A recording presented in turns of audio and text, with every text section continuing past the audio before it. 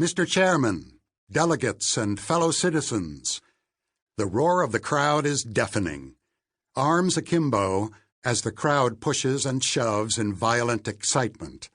I manage to scribble in my notebook, "Place going absolutely apeshit." It's September 3rd, 2008. I'm at the Excel Center in St. Paul, Minnesota, listening to the acceptance speech by the new Republican vice presidential nominee, Sarah Palin. The speech is the emotional climax of the entire 2008 presidential campaign, a campaign marked by bouts of rage and incoherent tribalism on both sides of the aisle. After 18 long months covering this dreary business, the whole campaign appears in my mind's eye as one long, protracted scratch fight over internet-fueled nonsense. Like most reporters, I've had to expend all the energy I have just keeping track of who compared whom to Bob Dole, whose minister got caught griping about America on tape, who sent a picture of whom in African ceremonial garb to Matt Drudge. And because of this, I've made it all the way to this historic Palin speech tonight, not having the faintest idea that within 2 weeks from this evening, the American economy will implode in the worst financial disaster since the Great Depression. Like most Americans, I don't know a damn thing about high finance. The rumblings of financial doom have been sounding for months now.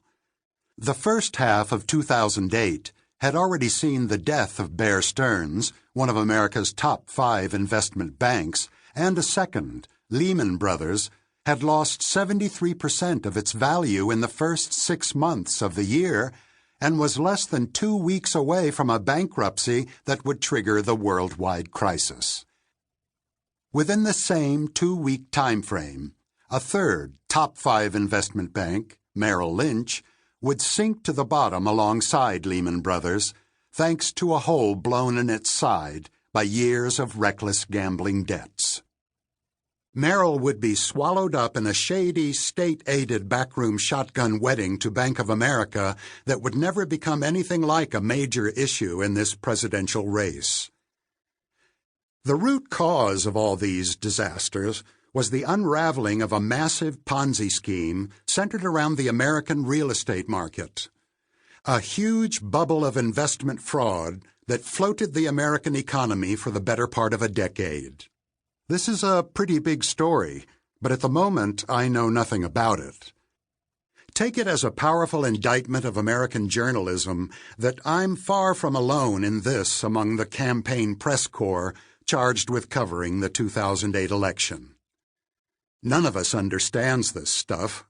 We're all way too busy watching to make sure X candidate keeps his hand over his heart during the Pledge of Allegiance, and Y candidate goes to church as often as he says he does, and so on.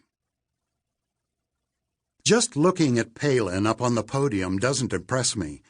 She looks like a chief flight attendant on a Piedmont flight from Winston-Salem to Cleveland, with only the bag of almonds and the polyester kerchief missing from the picture. With the Junior Anti-Sex League rimless glasses and half updo with a bumpet, she comes across like she's wearing a cheap Halloween getup McCain's vice presidential search party bought in a bag at Walgreens after midnight. 4-piece costume, pissed-off white suburban female, $19.99 plus tax. Just going by the crude sports writer think that can get any campaign journalist through a whole presidential race from start to finish, if he feels like winging it, my initial conclusion here is that John McCain is desperate, and he's taking one last heave at the end zone by serving up this overmatched electoral gimmick in a ploy for, what, women?